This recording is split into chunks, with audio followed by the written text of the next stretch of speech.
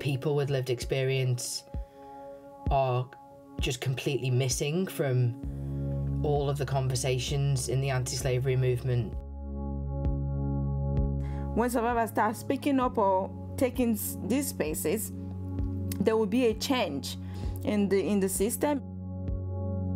This is Agents for Change, a podcast exploring why people with lived experience of modern slavery and human trafficking must be at the heart of research and advocacy in the anti-slavery movement. We'll hear directly from the team of a research project developed by survivors of exploitation. Anna Sereni is the researcher and coordinator of the Anti-Trafficking Monitoring Group, a coalition of 16 UK-wide organisations tracking how anti-trafficking legislation gets put into practice in the UK.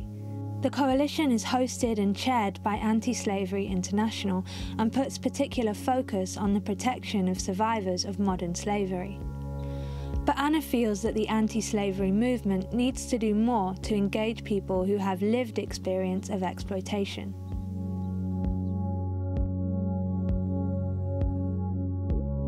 We as a coalition of the Anti-Trafficking Monitoring Group thought about the sort of long-term outcomes for victims of exploitation and trafficking in the UK, and we felt quite strongly that there was very little known about those outcomes. The hope was that we would try and compare what was hoped for by people we'd interview in parallel to what the system really gave you. We wanted to know what people hoped for by going into the NRM. What did they hope would happen by agreeing to go into that system? But what is the system that Anna calls the NRM, and why do survivors of modern slavery and human trafficking want it to change? Anna was joined by Kimberly, KJ and Nancy, survivors and peer researchers planning to investigate the gaps in the system. They felt that agencies were getting it wrong because they weren't listening to the people whose first-hand experience made them the experts. So the NRM, it stands for National Referral Mechanism. Some people think it's a form, but it's more of a process that people that have been identified as victims of modern slavery, human trafficking, they go through. It's supposed to set up support or put support in place by engaging with support providers, authorities, agencies, to help in terms of things like mental health, financial assistance, legal, anything really that you need to be able to move on from your experience and rebuild your life. But it doesn't go that way. When they put out the rules or the policies, for example, the safe houses, where you find them saying, we survivors doesn't need a smartphone because smartphones is the reason they get exploited. How sure are you by that? I mean, somebody who is exploited will be able to advise you otherwise. Instead of thinking that people who went through traumatic experiences or exploitation, they are not capable, or because they don't have qualifications, they can't do work. They should try them. Give them work and see if they can't do better than somebody who have a PhD or who have masters. From my experience, I've seen there's so much connection for survivor talking to another survivors. They trust you and they know that you've gone through same thing, and they are willing to talk to you and to tell you the worst parts that they will not tell their caseworker. So in early 2020, the group embarked on a research project that would amplify survivors' own voices and directions for change. Although their work was cut short by the COVID pandemic, what can we learn from them about what happens when people with lived experience are in the driving seat? So my name is Nancy, and I am a peer researcher in this project. And I am so glad I've been able to use my expertise to be able to input in this project. And I'm really hoping that this will shift a lot of things in the system and help other survivors to understand or to get information on this kind of projects.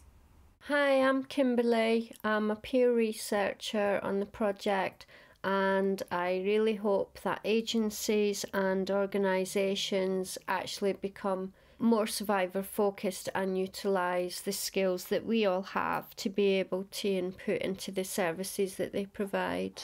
Hi everyone, I'm KJ and I'm a peer researcher in this project. We hope that survivors will know the benefits of being involved in the research or being able to raise a voice. We hope that they will be able to come forward and join hands with us so that hopefully in the near future there will be a lot of change that benefits them. When you're in that situation where you are wondering where your next meal's going to come from or where you're going to sleep tonight, and you sit and you have to decide and contemplate, would you be safer in a bus shelter or would you be safer in a child's park under some canopy? That at that point, nobody listens to you. And you're not included in your support structure. Everybody tells you what you need. Everybody tells you what you will be provided with. You're given no choice over anything, and you're most definitely not listened to. Speaking as someone who was trafficked from my country to the UK and been here for so many years, and it does affect you mentally. It does affect, because being in that process, you've never make a decision for yourself. The traffickers decided what they do, when and how, and then they go in the system again. The system decides what they can get, how they can do it, and what they can't. What the immigration system has succeeded in doing, is succeeded in breaking the confidence of people. They break your confidence in the sense that you can't even think for yourself, or you can't even being able to, your confidence is so broken. So exiting slavery and then going through the system, the NRM, you still, like Kimberly said, you still being told what provision or what support you're going to get. And the thing about the project was that would give those people a voice, and they would be involved and they'd be able to speak out, and that, I think that would be quite empowering, because I don't think we've had that before in anything, where people that are, really, really in that situation, they just don't get heard. Everybody talks over them, everybody tells them what they need, everybody tells them what they're entitled to. They just, like Anna said, they have no agency whatsoever. Everything's removed from them. Being able to say, no, I don't like this, no, I don't want this, without being told, you got no choice, mate. That's what agency means to me. So survivors have a lack of agency in shaping the systems and support structures that impact their lives. Could including them as researchers help rebalance the scales? It feels like the term sort of survivor inclusion is used now. It's used much more often. It's used much more.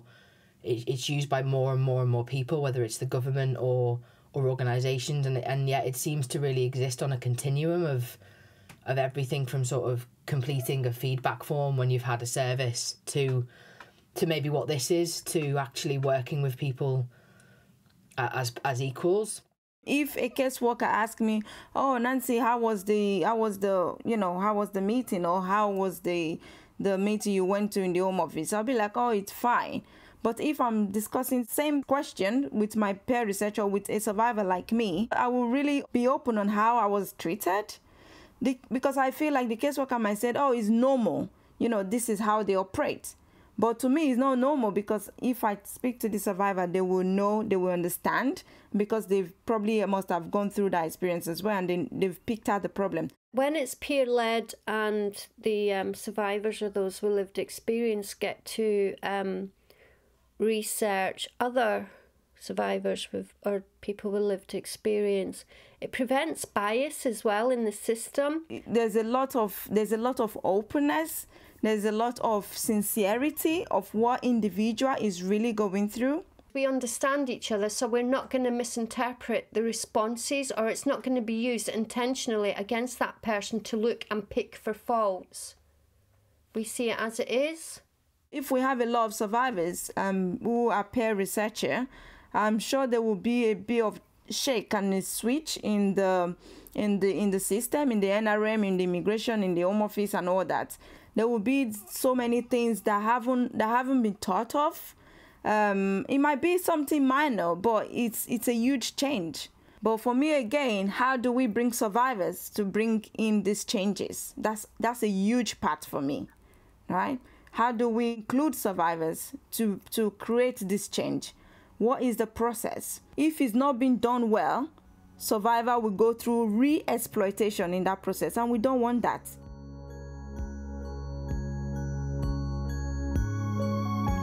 In the next episode of Agents for Change, we'll delve into that process. The team agree on the benefits of research developed by survivors, but what does it look like in practice? This podcast was created by me, Ella Parry-Davies, with audio engineering by Robin Mayol and music by Danielle Zambo. Find out more at www.antislavery.org/ATMG.